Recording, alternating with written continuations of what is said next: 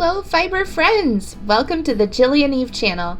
I have a different kind of adventure for you today. Mark and I are driving up to the Wisconsin Sheep and Wool Festival, so let's check it out. It's corn! I'm glad we didn't take the interstate. This is much more scenic. Interstate's awful. It's corn! Are we there yet? Google says 19 more minutes. 18 more minutes. It's corn! It's corn. We are almost there. Ooh, pretty. We arrived and got all checked in at the front gate with the guide that I'm not going to follow. I'm just going to follow the shiny things and sheep. Look for sheep. The vendor area was huge, and you could find any kind of products from dyed fibers for spinning. There were woven goods, felted things, whole fleeces. You can see over my shoulder there, dyed locks, and all kinds of accessories and fiber related sort of adjacent things, just celebrating fiber, like this booth with pottery that had knitted motifs in them.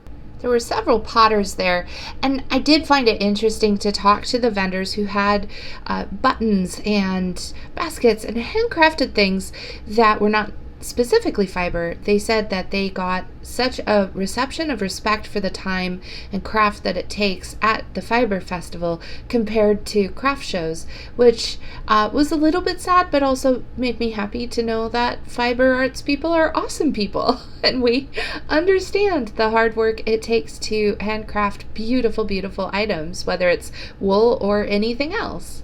So science. Yes, lots of chemistry and ceramics. Yeah. I'm always fascinated by baskets as a fiber arts sort of adjacent thing.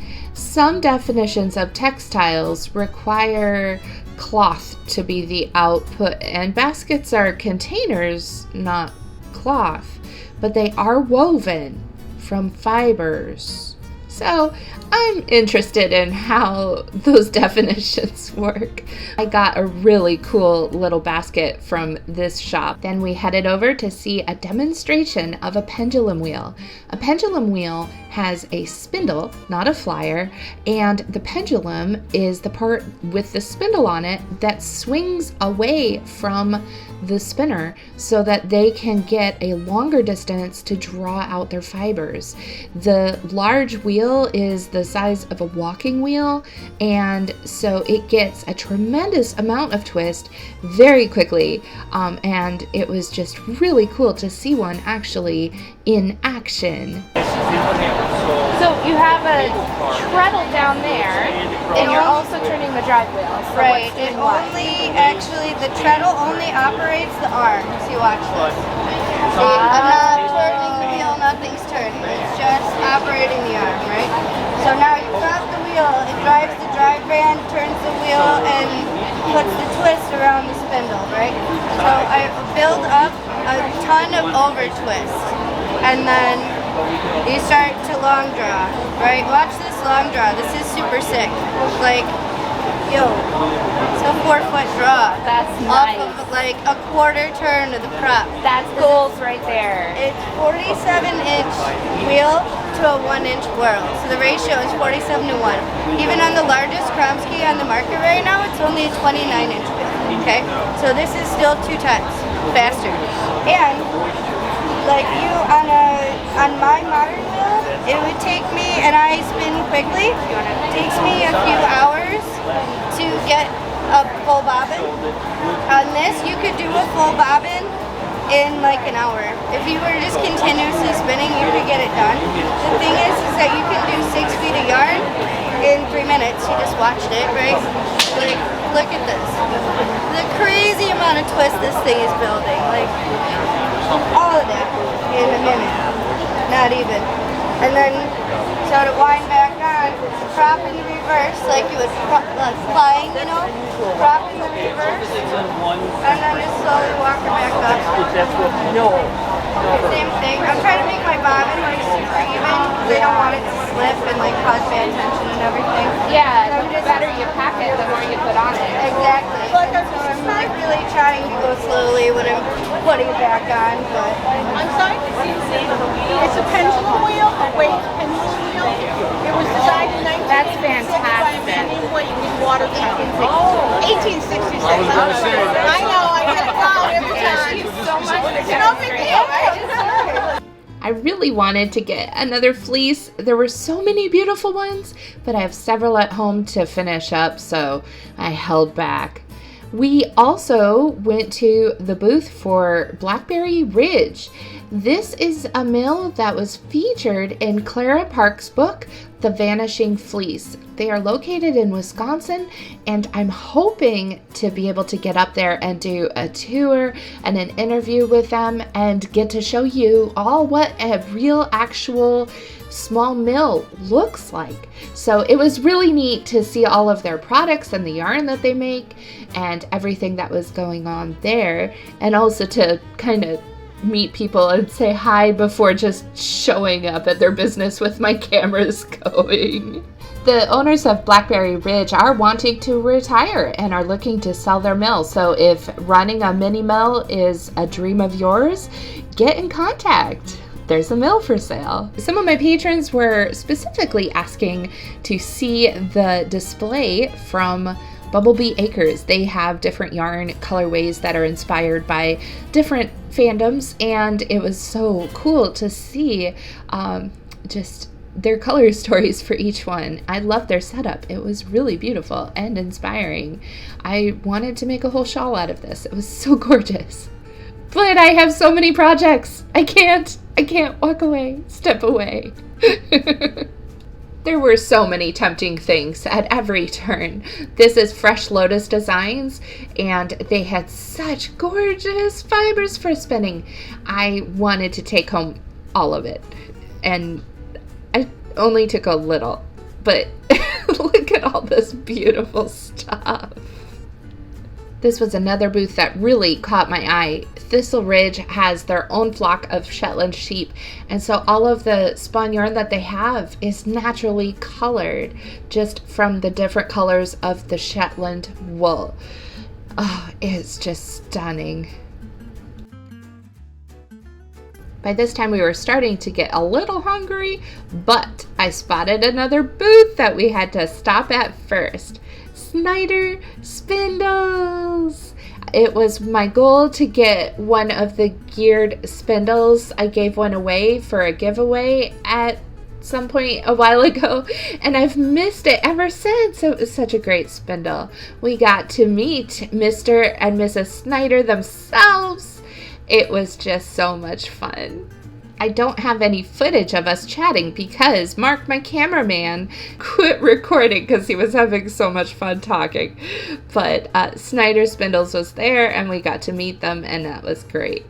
One of my other goals was to pick up some shawl pins for the weaving that I am planning. So I did find a couple of really beautiful shawl pins. Then it was time for lunch. We got some delicious Polish sausages with tomatoes and onions and peppers, and then we had an uninvited guest. There is literally a bee that just crawled down my straw.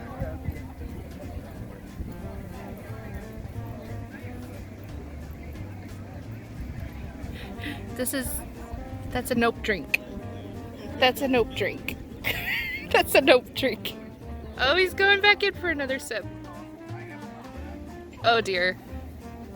After lunch, we went and found the sheep. There are a couple things going on with the sheep. They have areas for education that you'll see in just a moment with different breeds, but they also have areas where people are coming to show their sheep. It's, if you imagine a dog show, it's like that, but for sheep.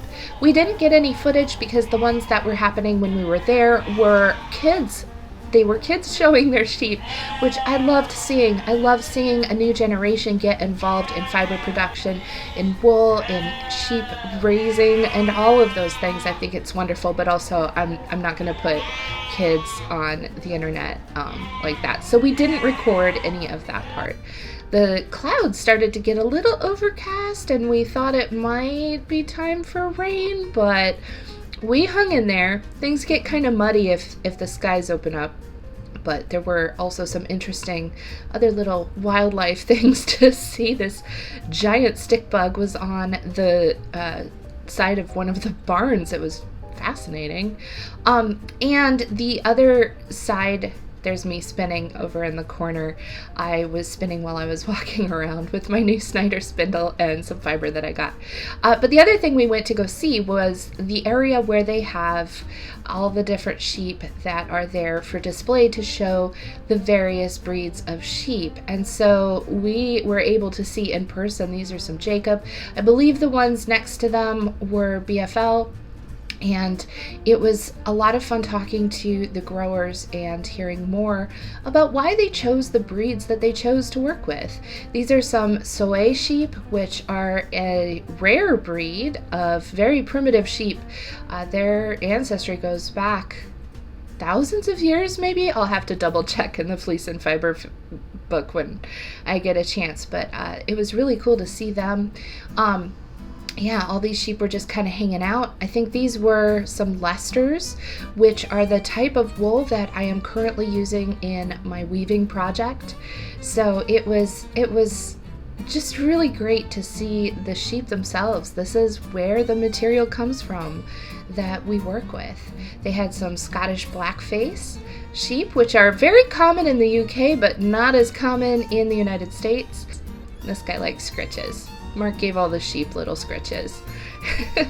He says, "More, please." This might have been a ewe. I'm not sure. I don't remember. But they were really friendly. They were just sweethearts, and I loved seeing all the sheep. In the pen next to our little scritches loving friend, we got some pictures of this ram, a Navajo churro with 4 horns. He was sleepy. It must be a lot of work carrying all of that around on your head. This was a Teeswater sheep. It was a little warm and humid at this point. They had loud fans going in the barns, but the sheep were warm. This was Gotland. I love spinning Gotland. That silvery gray color just looks so iridescent in the yarn.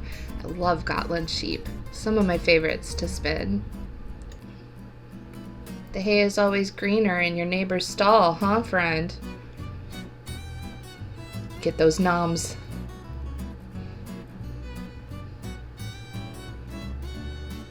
There were a lot of Shetlands, and there was a whole show of Shetlands, so that was really cool to see them. They're just the tiniest little sweetest sweethearts of sheep. I love Shetlands so much. And they had a pen for babies! The bebes! These were pregnant ewes that came to the fair pregnant and left with lambs. And good work, ladies. One of them had triplets. We were there just so soon after they had given birth. The lambs were just adorable and made the cutest little sounds. There was a person who is a collector of old shearing machines, and they were absolutely fascinating to see. A lot of them dated back to the early 1900s, and they were run on electricity in a barn in the early 1900s. That was definitely an innovation of the time, and it was really neat to just kind of hang out with some of the older farmers behind the barn and hear some of their stories about how the shearing industry is doing and how it's hard to find good shearers for sheep right now. Things are precarious, and if we don't keep people interested in the field and train people in the next generations to do the work, some of these things could very easily be lost to us. and that would just be a travesty. But there were definitely some fun stories, some funny stories about getting a shearer to come south and they wouldn't cross a certain line because their sports team didn't play in that state, or they lost the last time they played or something like that. There were some funny stories. So if you can find the old farmers hanging out behind the barn, that's the place to go if you want the good local stories. And before I show you all the things I ended up with at the festival, I had one last stop to make, and that was the dancing goats. So this is the dancing goats, and I finally got to meet Robin in person.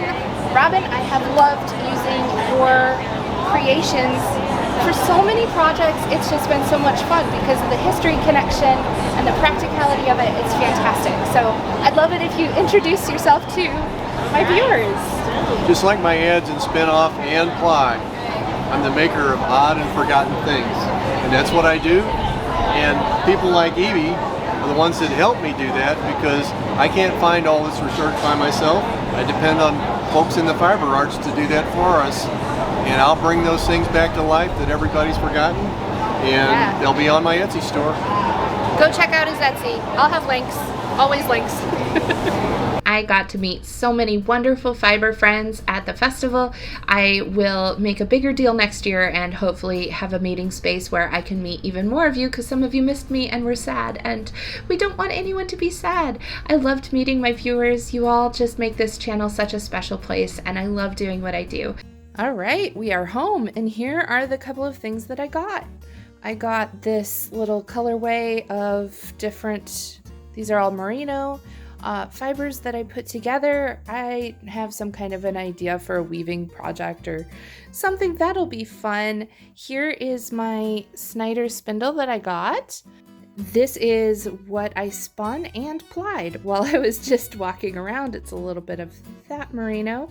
It was so funny to see how many people were just fascinated by spindle spinning, just walking around and spinning.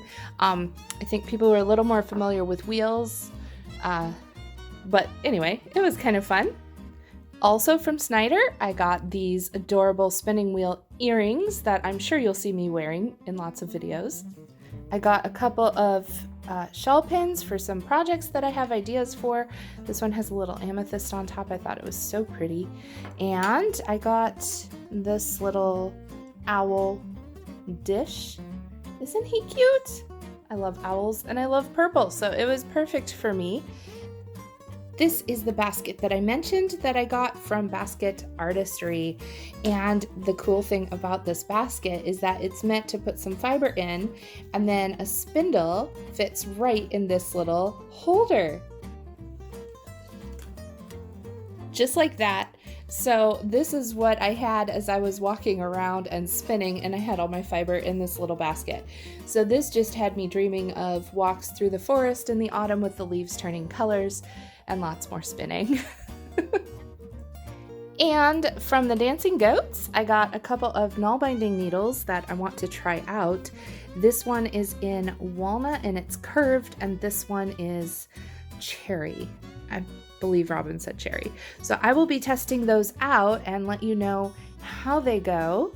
When I remember this festival, this is what I'll be remembering. This is a flax knife, or a scutching knife, used to process flax.